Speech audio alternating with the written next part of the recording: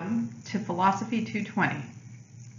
This video will cover Unit 4, Global Perspectives in Ethics.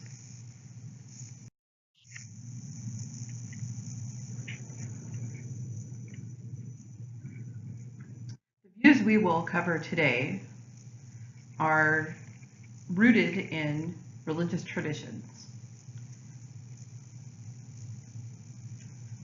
I've given you a couple of slides of data here so you can see the global and local, that is the United States, distribution of religions.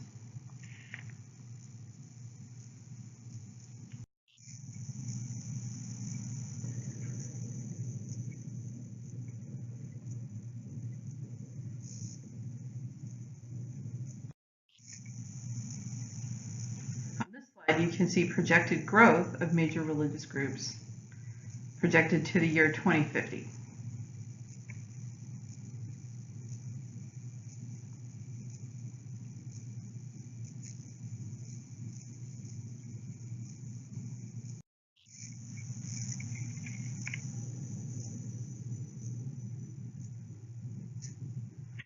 Just for orientation, I wanted to include a slide so you know the terminology having to do with theories of God.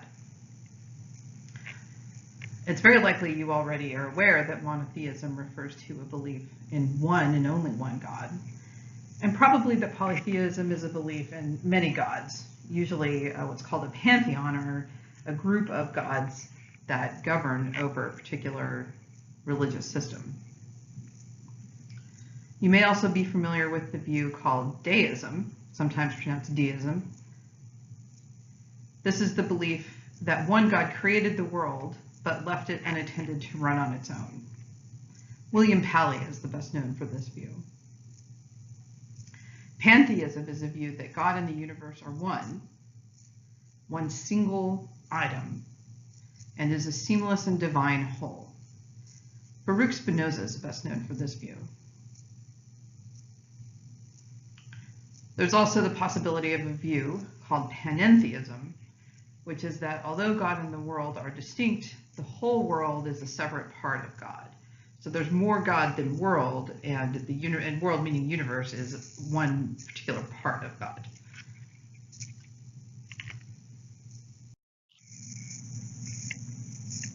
We'll start off our discussion today with an examination of the Tao Te Ching by Lao Tzu.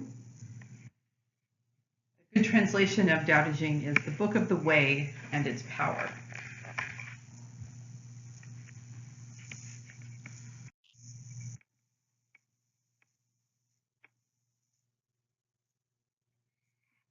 What we know of Lao Tzu is largely based on tradition or legend. We believe now that Lao Tzu was born in the Chu province, roughly around 604 for the Common Era.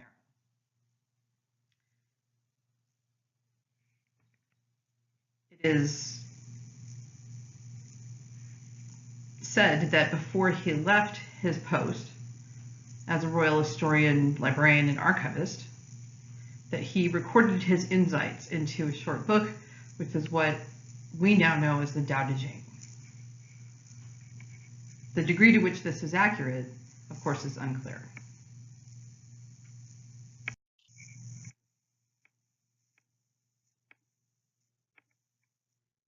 Nevertheless, the ethical ideas in Taoist thought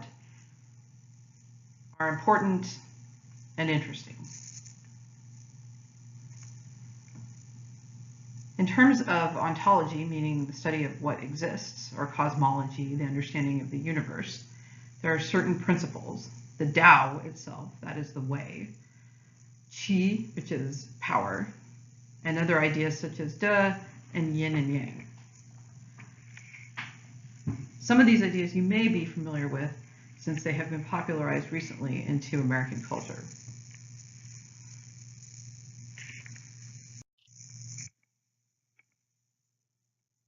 No doubt the central concept is Tao. The idea behind Tao is that it is the principal organizing scheme of the universe. It's the way of the universe.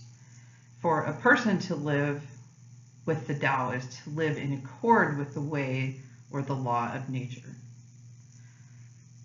This is cognate with what the Greeks called the telos of the universe.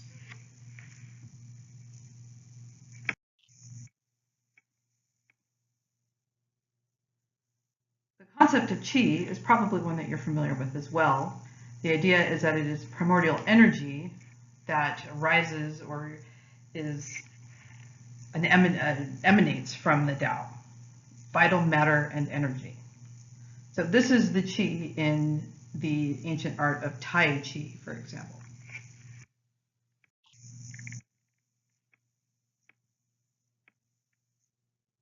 Insofar as ethics seeks to give a sense of the best way to live, which is a fundamental consideration of the Tao,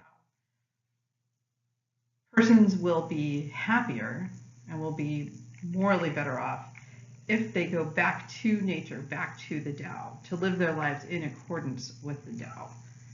And one way to do this is the practice of Wu Wei, which is non-doing. Some translations will call this non-doing. It's a simple, natural life with no actions that are contrary to nature. Another way to think about it is that the sage allows the universe to flow through her instead of fighting with it.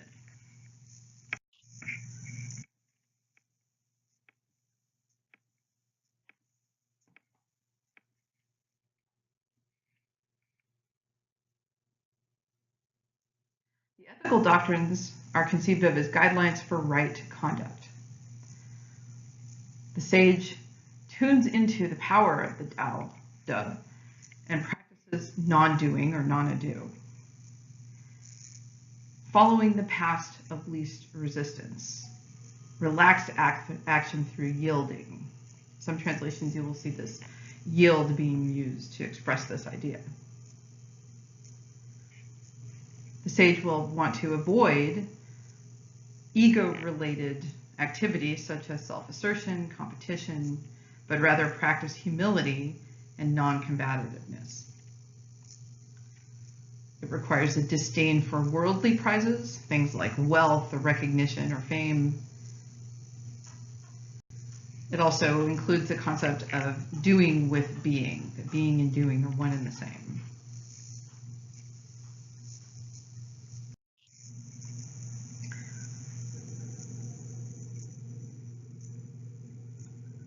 This selection from the Tao you don't have in your book. I gave it here to you as a supplement. The idea here is that the sage seeks to be like the uncarved block, who's full of potential and doesn't cling to any one particular form. Uncarved block relating to wood carving, for example. If you were making a print from a block of wood, you would carve the image into it and then you would compress the paper on top of it to produce the image. Once the block is carved, the block has lost all of its potential. Now it is stuck into the image that the artist has carved into it. But as the uncarved block, the block can become anything.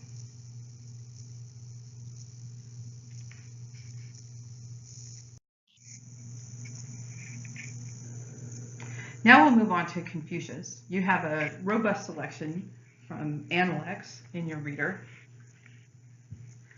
Confucius has some very simple concepts that are easy to grasp, and then once we get into the details, it can be really quite challenging.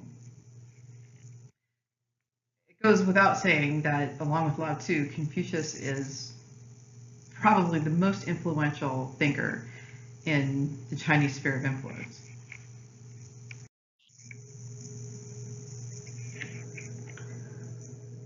The concept of Confucianism, while very often it can be referred to as a religion, it's more accurate to call it an ethical code.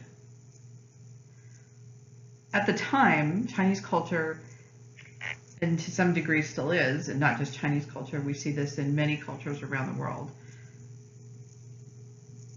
operate in a realm of what we call animism, which is a belief that gods and spirits dwell in natural formations. So there's a river spirit and a mountain spirit and a wind spirit, for example.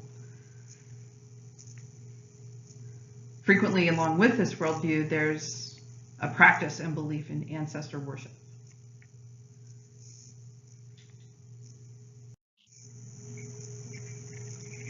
When Confucius creates his ethical code, he's looking back to a time before him where people were believed to be living harmoniously and that the government was benevolent.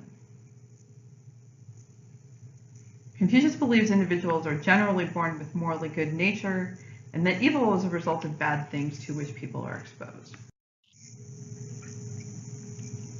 The ideal human, or you'll see in some translations as the cultured gentleman, know their proper behavior because they've developed the 5 virtues of humanity: benevolence, righteousness, proper conduct, wisdom, and trustworthiness. A moral ruler who practiced those virtues would also encourage the same to develop among the subjects. The mandate of heaven is meant to mean that people have an obligation to live within the natural law and the moral order within things. So in some respects, Confucianism can be understood as a natural law theory.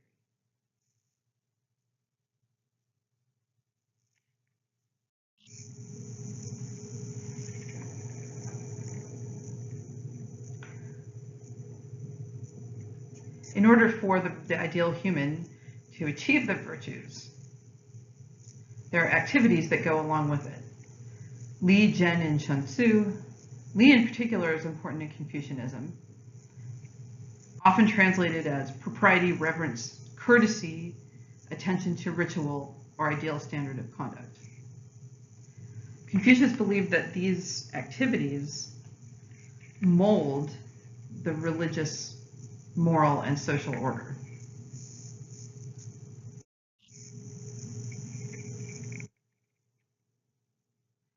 The next principle is that of goodness and benevolence. It's expressed through recognition of value and concern for others with no matter to rank or class. We see Confucius here expressing what's often been called the silver rule, which is do not do to others what you would not like them to do to you. The golden rule, of course, being do unto others as you would have them do to you. So right conduct gives the structure for social interactions, but it's the concern with goodness and benevolence that makes it a moral system.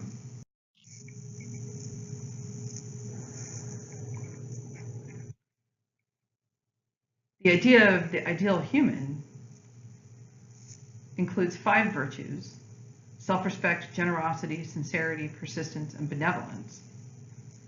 And this would apply to the ideal human in all aspects of life.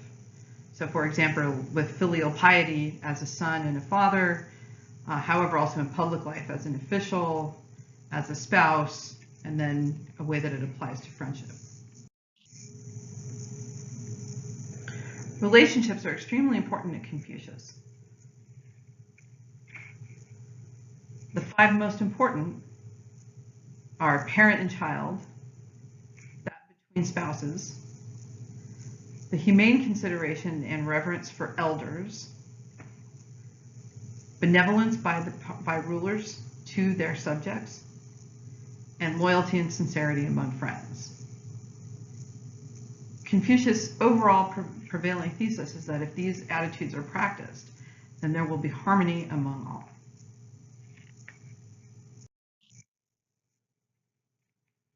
Next, we'll discuss the excerpt of the great text from the Hindu tradition, the Bhagavad Gita.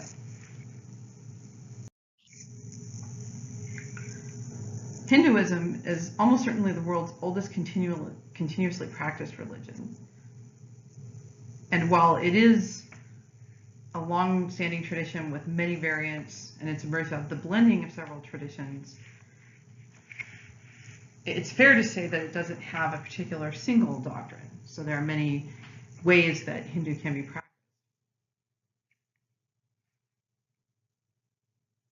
Likewise, there are also many texts, such as the Vedas and the Upanishads.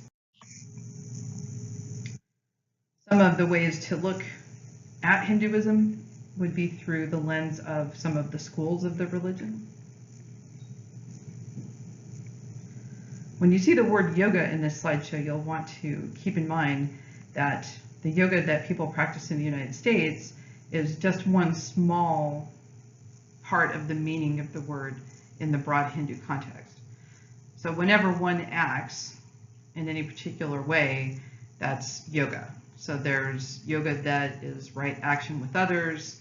The yoga that you practice for the well-being of the body is just one subset of that.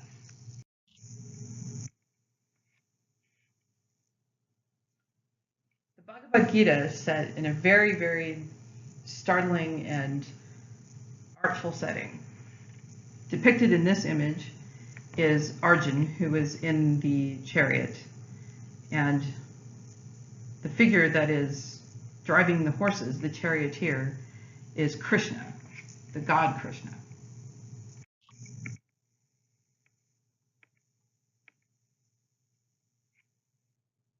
The setting is important because at the onset of the book, Krishna is facing a battle in which he will have to fight with his own kinsmen, with his grandfathers and uncles and cousins. And he's despondent about it. So you can see this setting as symbolic of the battlefield within all of us, that all of us face struggles and battles which seem like the worst thing we'll ever imagine. This is because there's a constant turmoil between different impulses and influences.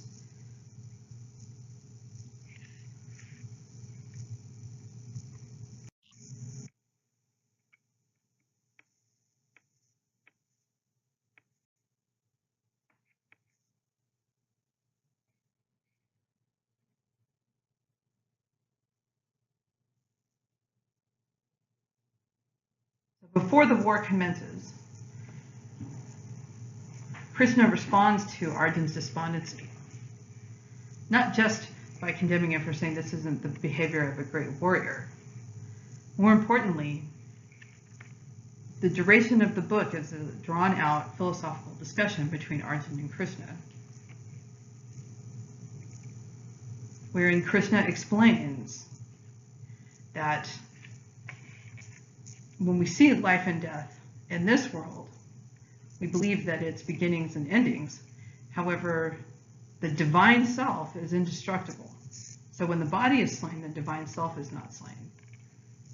So our concerns of the self that are embodied are not important in light of our concerns for the divine, immortal, and pure self.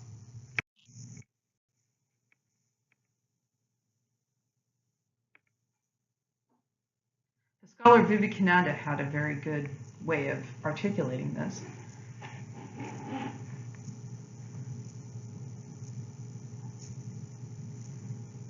Essentially, the idea is that we should do the work before us, but not with a look only to the outcomes. That we should do the work because through doing the work, that's the karma yoga, the divine self is acting and not the embodied self.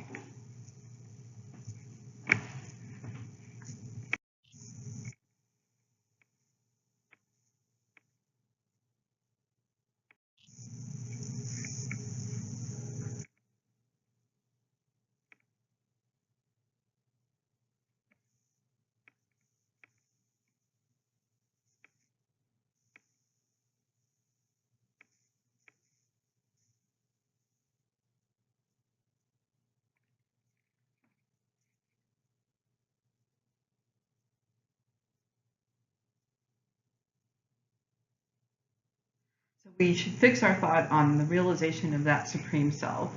That's the yoga of knowledge, our search for that knowledge. And the second step then is to act, but not with selfish motive. It doesn't mean that we abandon work, and it doesn't even mean that we're not taking note of self-interest. What we should do is work with evenness of mind in both success and failure, and work because that is the way of the universe.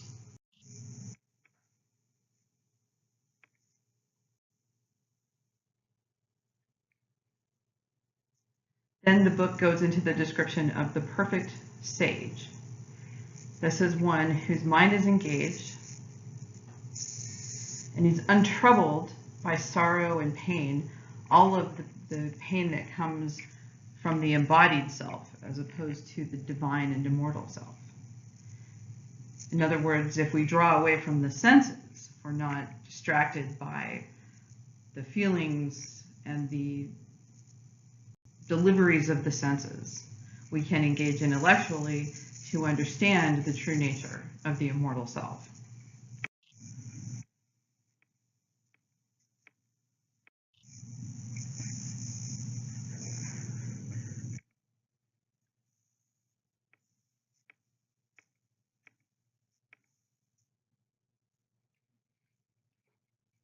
Thus, the complete articulation of what we ought to do, the yoga, is joining all the paths of them together such that we have devotion, that is to the divinities, of knowledge or pursuit of our knowledge both of the divine and of our own immortal self. Psychic control, this is careful thought, even-naturedness, not letting yourself be carried away by the passions, and of work. And work can be understood here in the most ordinary of senses.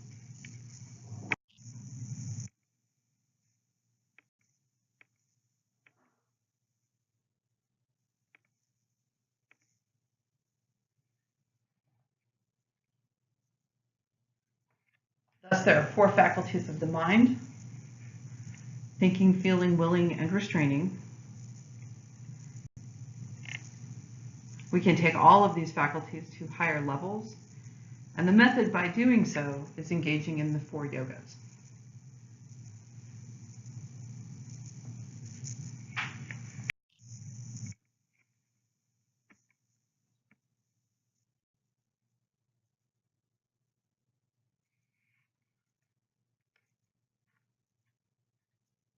Krishna reveals to Arjuna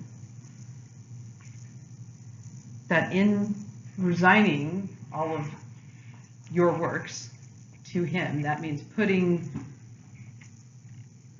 the concern that we have for the work that we're doing in our embodied existence into the divine. We can then fix the consciousness on the immortal self and then be free from the desires and the self-concern from our embodied selves. Then we can work, we can fight, we can struggle at whatever it is that we're doing, and we can keep our minds focused.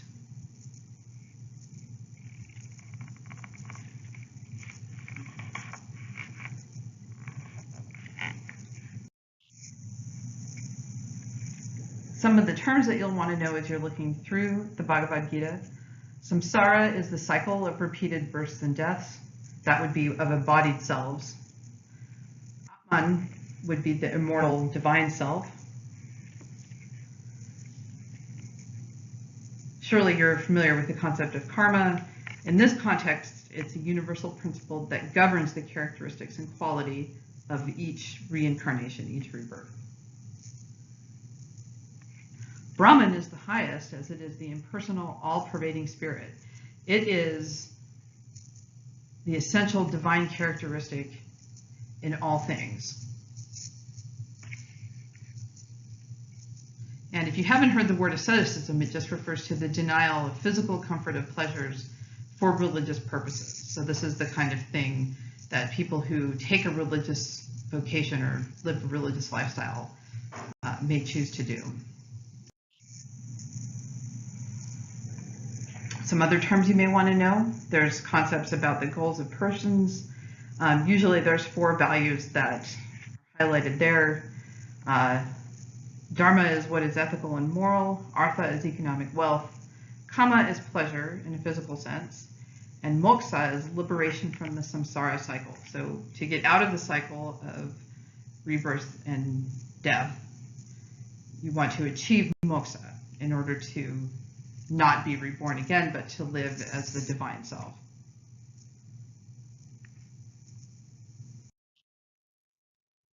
Next, we'll talk about our selection from the Buddha. As you know, you're reading the first sermon, One of the most famous texts in history.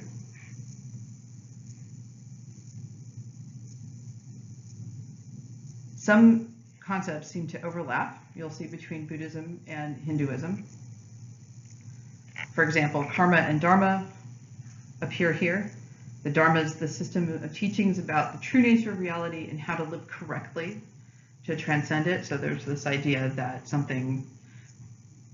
a person can get out of this cycle.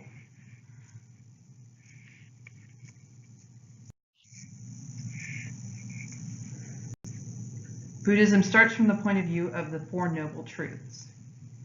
First, that life is suffering. I know that sounds grim, but it's not meant to be entirely grim. The idea is that suffering occurs. Secondly, that suffering is caused by desires in a very, sometimes a very physical sense, sometimes in a more mental sense. Once we realize that if we have no desires, we have no suffering, we then turn to talk about how the desires can be banished. If we banish the desires, we end suffering, and then we live the life of the sages so that we can move on to happiness. The way to end desires, the way to eliminate desires, is to live according to the Eightfold Path. And you see them all here: right view, right intention, right speech, right action, right livelihood, right effort, right concentration, right mindfulness. By doing those actions according to the Eightfold Path, it is possible for someone to achieve something cognate. In the Buddhist tradition, it's nirvana, where we can relinquish the idea of the self and transcend the cycle.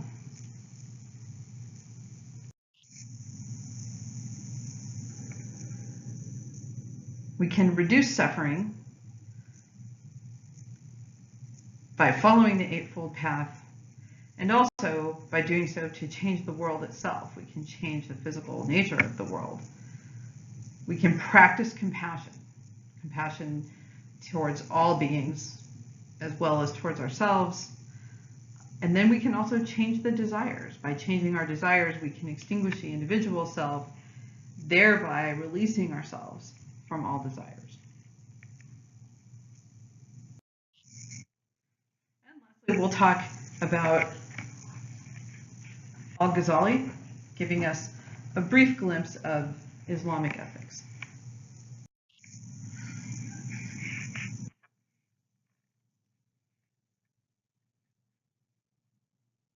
The ethical orientation includes three canonical elements: belief, you may want to refer to it as faith; practice, meaning what we do in our actions; and virtue.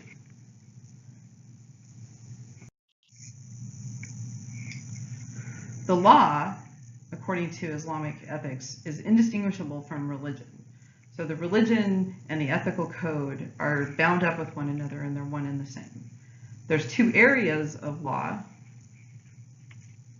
There's how Muslims should act towards God. That has to do with the practice of worship. And then there's how Muslims should act towards other human beings. This describes the civil law.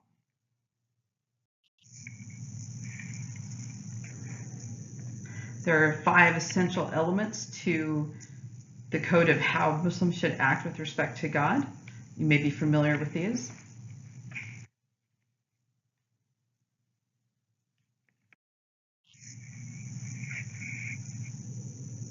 We begin to see philosophical traditions emerging from the Islamic tradition, and for the most part, they are not unlike the Christian tradition in that we have a synthesis of the classical Greek and Hellenistic logic and philosophical systems integrated into an Islamic setting.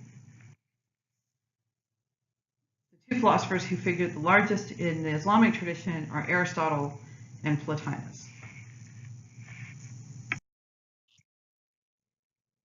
As you might imagine, there is a very large corpus of work in the Islamic philosophical tradition.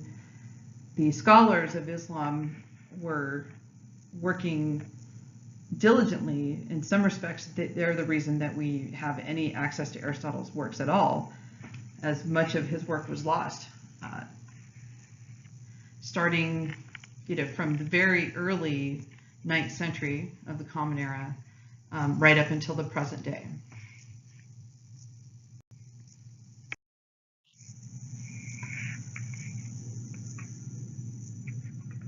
Al-Ghazali is an important figure because he integrates Aristotle's thought in particular into an Islamic context, in part by arguing against it, by saying this is what isn't right about Aristotle's philosophy or philosophy itself, but here's what is right, and here's how it's shown to be right by the specific context of Islam. Al-Ghazali recognizes logic as a tool of investigation, that it's something that we can use in order to reach the truth, the same truth that we strive for in our dealings both with each other and with God.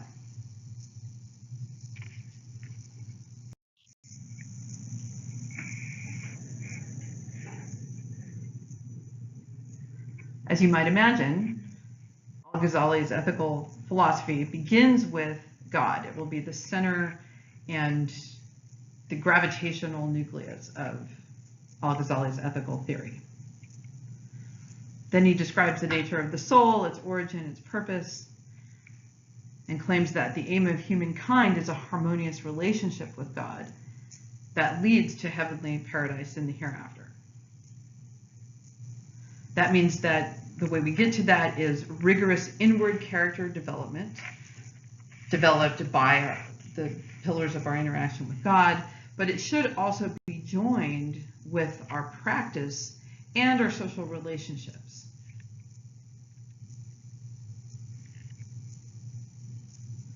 Rather than saying that independent moral reasoning isn't important, Al-Ghazali puts it in a context where independent moral reasoning is a vehicle by which we get to our religious conclusions. So you see an integration of the religious viewpoint and the use of reason.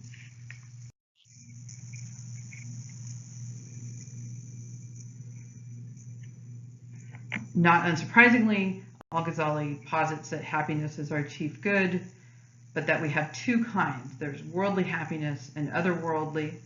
Of course, otherworldly happiness is our ultimate goal, but we can't get it during this lifetime.